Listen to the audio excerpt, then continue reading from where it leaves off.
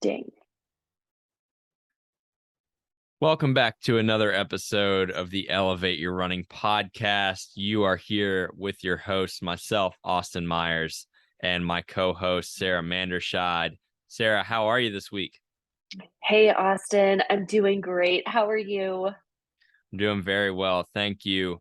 I'd like to kick off our episode the same way that we kick it off every single week with our elevated moments. Sarah, what is your elevated moment this week? Yeah, I feel like I've been in such a great season of having just really great athletes to coach. I've maintained and kept most of the athletes on the team for quite a long time now, and that feels really good. I think one of the biggest surprises when I got into run coaching was like the turnover. And I feel like I have such a solid group. It feels incredible. I'm basically at capacity, which feels amazing as well. And in a few weeks, I'll be announcing a new coach who's coming in, and she has actually been coaching some athletes for the past few months and introducing her to the team. And she's going to be part of the Elevate coaching team, which feels really exciting. And the other piece is that I am a Houston Marathon ambassador, which I know we've talked about on another episode. And I get to run Houston for the third time in January. I'll be racing the half marathon and trying to see how far under 90 minutes I can run, which is going to be really exciting. And I'm also opening up in about a month a group coaching program for the Houston Marathon. It's a great weekend, the half and full, amazing races. It's usually pretty solid weather. It's like January, so it's like cool and sunny and perfect conditions for racing. And we're going to have a lot of fun. It's going to be 16 weeks. We're going to meet over Zoom once a week, and there's going to be a whole lot of extra things in there, like an Elevate swag bag, a personalized plan for the athletes. I love this race. I want to support everyone who's running it. And I think this is going to be the best way to not only help a big group of people all at the same time, but have them help each other and lift each other high and have that community aspect that most of us really love, crave, need, deserve, all the things. So I'm really excited about that. And a lot of great things happening right now. So it's exciting. Yeah, that's really great to hear. And I've kind of noticed since we've been doing the podcast, like the athletes that have really been a part of the team for probably a while now. And I think that your ability to retain athletes really speaks to the community aspect of this all, because it's a team that you've got. It's not just a group of athletes that you coach and they don't connect with each other. I enjoy every opportunity that I get to connect with the Elevate Your Running athletes on social media, a lot of the times as a result of this podcast.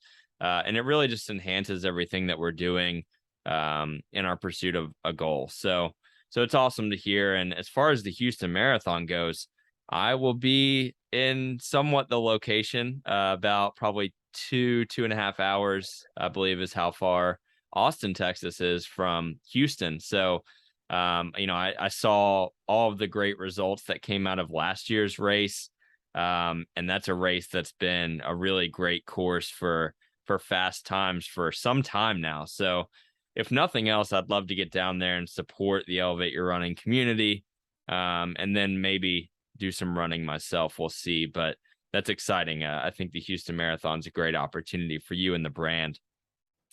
But for me, as we now move closer and closer to September and getting to that point where we're really almost into single digits for weeks until the New York City Marathon, I'm just embracing marathon training. And I've talked about this a lot in recent episodes, not recent episodes, but just past episodes, where I love the structure and the schedule that marathon training provides. And we'll get into that a little bit more as the episode goes on, in an ironic way. But I love marathon training. It's something that holds me accountable, not just in running, but in life. And when it really gets down to crunch time, which, we're kind of getting closer and closer to that point, once you get to that 8 week, 6 week, and then further down as you get closer to the race, it feels like crunch time. And I love the saying that pressure is a privilege. And I think that it's so awesome when we get to almost self-impose some pressure on ourselves, because it's something that makes us grow in life, and we have to choose that growth. So my elevated moment for the week is just marathon training and really getting into the thick of it. But whether you run, ride, hike, or swim, you understand what it means to push harder, reach farther, and go the extra mile. This relentless drive runs in your blood. That's why Inside Tracker provides you with a personalized plan to build endurance, boost energy, and optimize your health for the long haul. Created by leading scientists in aging, genetics, and biometrics, Inside Tracker analyzes your blood, DNA, and fitness tracking data to identify whether you're optimized or where you're not. You'll get a daily action plan with personalized guidance on the right exercise, nutrition, and supplementation for your body. And when you connect Inside Tracker with your Fitbit or Garmin, you'll also unlock real-time recovery pro tips after you complete your workout. It's like having your own personal trainer and nutritionist in your pocket. For a limited time, you can get 20% off the entire Inside Tracker store just for listening to this podcast. Just go to the insidetracker.com/elevate your running. That's insidetracker.com/elevate your running. And we love the work that Inside Tracker is doing. For many of the reasons that I just mentioned, they help us as athletes work towards our big, audacious goals. So thank you to Inside Tracker for partnering with our podcast. This week's episode is all about life and the role that life plays in your pursuit of a goal, whether it be marathon training or training towards any PR that you hope to set in the coming weeks and months. We want to discuss life factors. It could be irregularities in your training, inconsistency, or even perhaps injury, and how we can handle those situations, how we can approach them with grace, and ultimately overcome the challenges. Because what is achievement without our ability to overcome a challenge? We cannot achieve without facing resistance throughout the process. We want to kick it off specifically with talking about irregularities and how irregularities compare to inconsistency, because they can sound pretty similar at first, but the way that we're going to frame it is that irregularity is outside of your control. It's something that you cannot control, but you have to respond to, and you have to respond to in a strategic way so that you can appropriately overcome the challenge. And then inconsistency is something that we can control. It is something that is in our ability to control. And so what does that mean? If we're inconsistent, that means that somewhere along the way, we have slipped up. We have made a mistake. But that does not mean that it's not too late to fix it. You can still overcome inconsistency. You can right the ship and you can become consistent.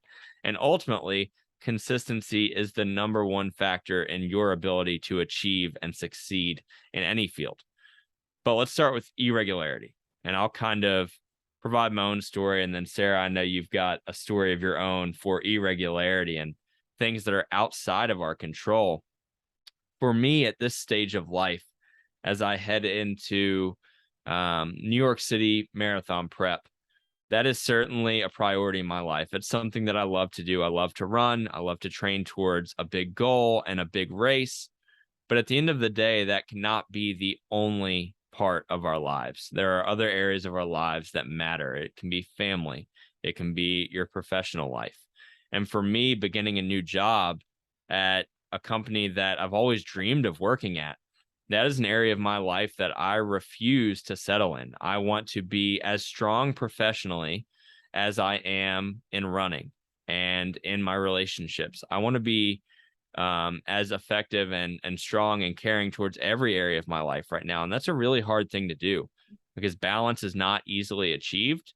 And sometimes balance is not actually what we need. I've found that when there's some imbalance towards a specific area of my life, I can actually achieve at a higher level. But how do you embrace that irregularity? I'm moving across country to Texas to work in this job, and I'm viewing this as an opportunity.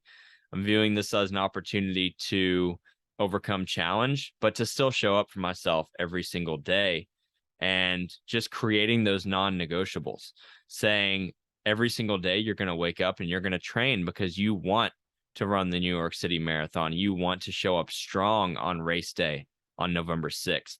So my encouragement to anybody is, if you're dealing with an irregular part of life, maybe life seems like it's throwing more at you than you're used to, embrace it. Set your non-negotiables. What are you going to do every single day for yourself? What are you going to do every single day for others? And how are you going to become stronger over time? Hold yourself accountable. That is a contract that you get to sign with yourself, and you get to honor that every single day. Sarah, what is your take on irregularity in training, and maybe an anecdote from your own life as well?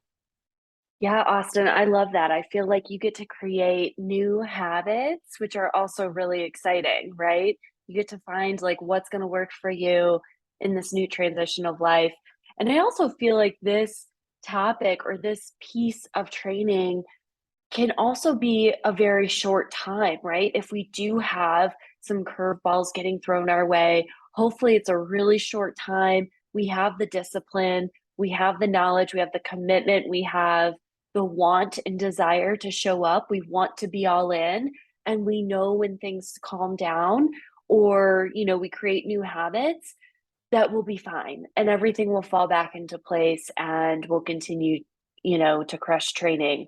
Austin, I know you were like one of the most consistent athletes I coached for Buffalo, and I never had to worry about you or if you were getting your run in or if you were going to cut it short or whatever. Like, if anything, it was like slow down and don't, run extra, which is a good problem for a coach to have. And like, you're going to fall once you get into your new habits, like, or get into your new routine, create new habits, and just be super consistent with it. I know you will be. So it's going to be really exciting to see this unfold here in the next few weeks.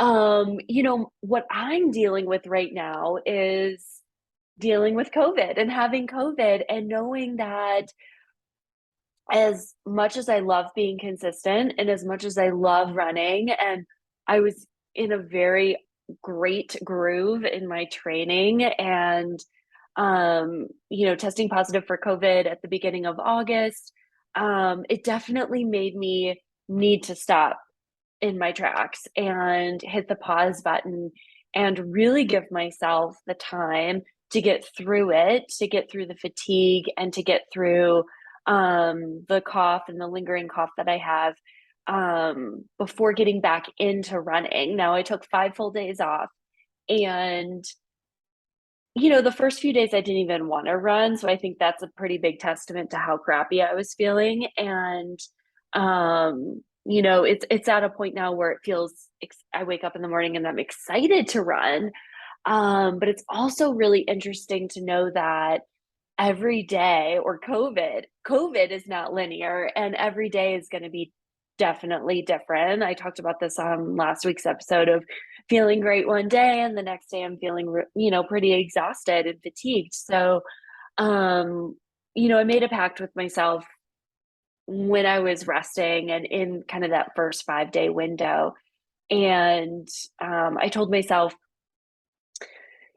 you can still run and you can still have an amazing training cycle. You get to show up for yourself, and you get to put training first for the next 9 weeks if you want to. And what that looks like for me is really just words matter, right? And telling myself that you can get out the door, you can do anything, you can do hard things if it's a day that I'm not feeling great. And knowing that when I get home, I can take a nap if I need to, or building in that extra time in my schedule, which has been a big thing for me over the last few weeks of, allowing myself time in my day to rest and knowing that it's there, and knowing that, training might look a little bit different. My speed workouts are probably going to look or have looked different for a few weeks. And that's okay, but I'm still moving in the right direction. I'm still showing up. I'm still being consistent in some ways, but it might just look a little bit different. It might feel a little bit different. I mean, I certainly didn't want to take 5 days off of training with, about 9 weeks to go. That really wasn't great timing. But grass is always greener, or in the way of, my coach was saying, like, this could have definitely happened at a worse time. So, like, just embrace that it's happening now, and, just taking each day as it comes. I think that's a huge piece to it. So for anyone out there who is dealing with, rebounding from this last strain of COVID, or maybe you just are in the thick of having it, first and foremost, give yourself grace. Definitely give yourself some rest days. Um, the Elevate athletes usually get 1 full week, but it's really up to me and them to have like the conversation of what they're really up for. I have big goals for Chicago, and I'm really excited about Chicago. And knowing my next marathon is Boston next spring, I really want to get the most out of running a flat course, and I'm willing to do whatever it's going to take to do that. And if that means, adding time in my day to nap, I'm doing that. And I'm going to make it all work, and it's going to be great. And it's probably going to make the finish line feel even that much better. But you get to set yourself up for success when you're in this out of control sort of phase in training, and, control what you can control, definitely. And then allow yourself grace on the things that you can't. I think the important question to come back to is, what is in my best interest right now? And Sarah, for Yeah. you currently dealing with an illness and trying to recover from that, it is in your best interest right now to prioritize recovery, because if you don't, this may linger much longer than it needs to. For me, traveling, fortunately, I'm healthy. I'm not dealing with an illness. But let's say that I am up much later than I would like to be on a travel day, or maybe just with my new job with work. Let's say that I'm in the car for hours on end traveling to the place where, I'm now going to be living. There is flexibility in a schedule that can be made. So, I think that it's smart to consider those things. I guess the example that I would give is, if I'm traveling in the car all day on a Saturday, I'm going to try to get my long run in before that travel day, because I know how badly I will feel on that Sunday after that long day in the car. So it's not me saying, okay, I'm not going to do the work because of this. It's not me making an excuse. It's actually me finding a solution to the problem that is already being anticipated. And I think that's important. And I think that Hmm. certainly comes with experience. As this is my, now my third marathon build, I kind of know what to expect on a week to week basis. But if you have that experience, be willing to problem solve. Be willing to say, okay, I know I'm going to get more out of this training session if I do it before as opposed to after. Or maybe if you usually run your long run on a Saturday, but things did not fall in your favor at all on a Friday, or maybe, I know there's a lot of parents out there training for marathons. If something came up with your kids on a Saturday morning, you have Sunday, but hold yourself accountable for doing the work if you're going to make the change. Because here's where we graduate, or maybe we regress into inconsistency, which is, okay, if I make the deal with myself, I'm going to push my long run off until Sunday. But then something else comes up and I can't do my long run on Sunday. And this is just something that continues to be a cycle in your life and in your training. And what we find is that, okay, we need you to run, or you need to run 5 days a week in order to work towards the goal that you've set for yourself. But you're running 3 days a week. And maybe one week you're running 4 days a week. And then maybe one week you're, really feeling good about yourself and you run 6 days a week. But when we actually average it out, maybe you ran 3.5 days a week and you're underperforming, you're underworking towards the goal that you need to, or you want to ultimately achieve in a few months. And that is where inconsistency can really hurt you. And it becomes a cycle where there's an excuse to be made. So you're going to make it because in the moment, it's more comfortable to make the excuse than to do the work. But we cannot settle with comfortability. We have to be actionable on our goals. We have to put action above all else. And you can only do that by showing up on a consistent basis towards your goals.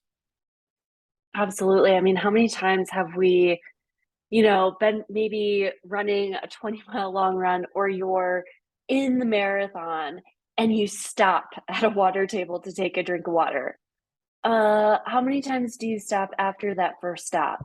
I bet there's a handful at least, right? Like, you break open the seal, and it's the same thing when you start negotiating your schedule, and you're showing up inconsistent and you're moving things around, but then you're not honoring the other side of it. I know for my first marathon, I ran CIM in 2019. I told myself, I don't want to stop. Like, that is the biggest. I mean, the goal was to BQ, but the secondary goal was to not stop. And I practiced that in training. I was so adamant that I was not stopping during my long runs in training that I would get up at and start my long runs at like 5:30 in the morning. And I was living in Denver at the time, and I would run the routes that I knew I could run successfully without having to stop for traffic. Now, granted, 5:30 on a Saturday morning, it makes it a little bit easier than going out at 8:30 on a Saturday morning, even though that was about the time that I was wrapping up. So I would start out on this street that I knew had a lot of lights, had a lot of traffic or cross traffic, knowing I could probably get through all of those lights and all of those streets successfully without needing to stop for a car. And then I would end my run in Wash Park. And that's one continuous, 2.5 mile loop that you can run until you're finished with your run. And I lived close enough to that park where I could make it work. And then sure enough, at CIM, I ran super freaking consistent. The most consistent race I think I've ever run. And I didn't stop once. And I kept telling myself, like, you didn't stop in training, you're not stopping now. Because as we all know, when you stop, when things get hard, when you're running, it can be really, really tough to get going again.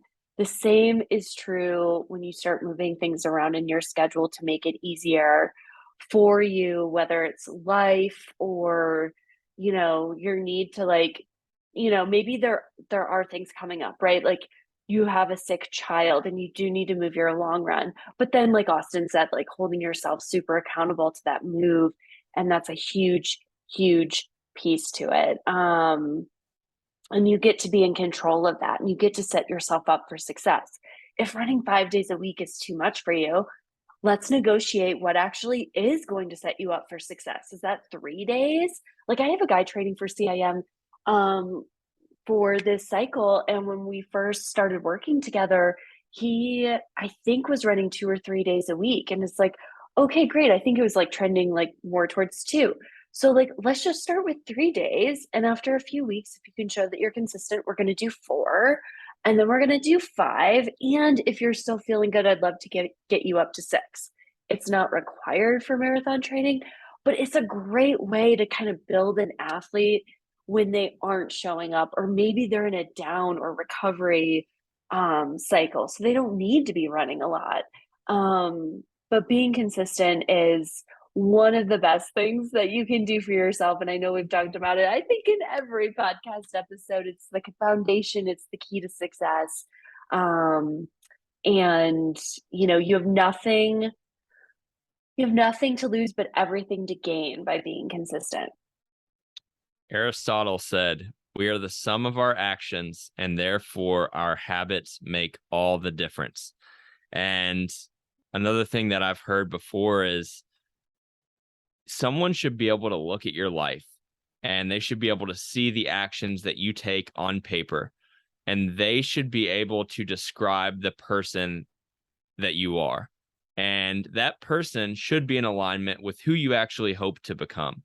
So if you hope to become a marathoner, or if you hope to run a faster marathon, or you just want to show and feel and live the life of a runner because you love the way that improves your life, or if you're a parent and you want to be a great father or a great mother, someone should be able to look at the actions that you're taking on a daily basis, and they should be able to say that person is a mother or a father or a runner, because the actions create the person. But when we start to make excuses for the action, that person will never transform over the course of months and years. And it's something where you just have to hold yourself accountable. And I've found that through the experience, I look back on the hard moments more fondly than I do on the easier moments. So if you're struggling to be consistent and you feel like you're just continuing to find excuses for why you can't do something, I think it's important to try to project yourself forward and say, when I look back on this moment of my life, what do I want to remember? Do I want to remember that I made an excuse and I stayed home? Or do I want to remember that I overcame a challenge? Because when you overcome that challenge, it builds you up mentally and emotionally. And that's not even talking about the physical side of training. It builds you into a person who then overcomes challenges. And that is a cycle. That's a positive cycle that you get to create by making the decision to continue to show up and be consistent. But if you begin to find excuses and reasons that you can't do something, then you're going to be the person who does not show up, who plays the victim, and who does not achieve or transform from one point to the next. So consistency is huge. It's necessary. It's a requirement. And for anyone who's been running for an extended period of time, consistency is something that is just appreciated by so many. And that's what makes this final piece to the puzzle all the more harder, and that is injury and dealing with injury. Because if you love running and you love being consistent and you love training, injury is the one thing, or illness, Sarah, the one thing that can hold you back for actually good reason, because you do need to oftentimes slow down if you're dealing with an injury or an illness. And that's an investment that many of us don't want to make. But when we're able to make that investment, we're actually, hedging our bets on the fact that if we take some downtime or if we address this problem appropriately, we can come back quicker, stronger, and faster. So, Sarah, what is your take, especially from the coach's perspective, on how we as athletes, especially driven athletes, can make the best of a bad situation in injury or illness? Yeah, I mean, it's super tough, right? Like, if you love running, if you're super consistent, and then oops, you feel a niggle, or oops, you test positive for COVID and you have, some symptoms, like, yeah, that totally sucks, right? Like, that does not feel good. And if you're determined, if you're that type A runner, you're going out there, and just giving it your all every single day, and something like that pops up, it can be really difficult to stop and push the pause button for a second. It can also be really scary, especially if you don't know what's going on. And, if you're a new runner or you've never had this feeling in your body before, let's say your knee's starting to hurt or your hip flexor is starting to hurt, like that can be really, really scary. So first and foremost, my advice is, if you're working with a coach, to let them know as soon as a niggle pops up, as soon as something pops up, because if it's something that can be addressed, assessed, and, you're feeling good really, really quickly, amazing. Congratulations to you. You can be well on your way to running again, tomorrow or within a few days. I think, anytime an athlete runs through injuries, all I see are bigger injuries. Like, I have never seen anyone like, run through an injury and then all of a sudden the injury disappears. Like, no, it usually blows up into something more painful that's also going to require more rest time. So, my rule of thumb is, really kind of assessing the pain. Um, when you are running or walking, like, and you're feeling it, one, if you ever feel like a sharp or sudden pain, you should really stop running immediately. And if you are starting to feel a niggle on a run, like assessing it on a scale of 1 to 10, 1 being, hardly anything, and then 10 being a full on, like, break or fracture, like super, super painful, right? If it gets above a 3, that's a great indication that you should stop. You should immediately rest, let your coach know, have a great PT on hand or on call that you can get an appointment with, and they can give you some really good advice and feedback on what to do. And sometimes it's just as simple as getting some dry needling done or some extra stretching, and you're well on your way. And then other times there's a bigger underlining issue that needs to be addressed, and it might take a few extra days of rest. But typically, what happens is if you can stop and rest at the first feeling of an injury or the first onset of an injury, you are going to be running much faster and sooner and more consistent than if you run through it. That's the biggest thing I see. And it's really, really tough to be injured because it falls into inconsistency. And when you're inconsistent as a runner, you don't get to see the gains that you would normally if you showed up and were your strongest self each day. Injuries are preventable, but not 100% of the time. We can't run from injury. It's probably going to be a reality for everyone at some point of their running career if you run for years on end. And if you're striving for longevity, it's just something that you have to cope with at some point. Um, so we could get into the things that you can do to avoid injury, but the reality is that it may happen at some point in your life. And if it does, it's just about controlling what you can control.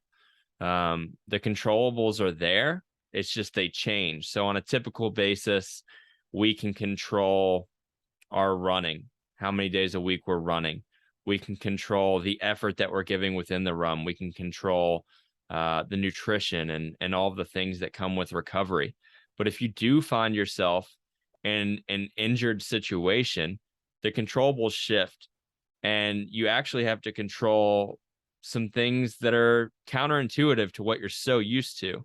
So maybe you need to control not going out on a run. Maybe you need to really overemphasize the recovery at this point of your injury.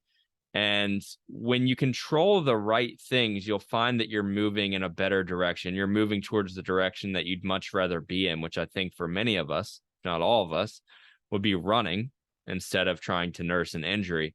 But it's just about being able to identify the correct controllables and not the controllables that you would prefer to have. Because we'd all prefer to be running, but if the injury is a real issue, then you have to be as proactive as possible within that. And another point that I would make is if you're building towards a goal race, especially a marathon, just because the distance requires a lot of you both in training and on race day, understand that there will be pains and days that you do not feel great within that training cycle. Especially if you're working with a coach, you're going to be pushed to a certain level that's above your baseline of fitness, because that is the place that we grow. We grow when we're just outside of our comfort zone and we're kind of pushing the envelope in some ways. And with that comes some aches and some pains. So you have to be very aware of, am I hurting? Am I just fatigued?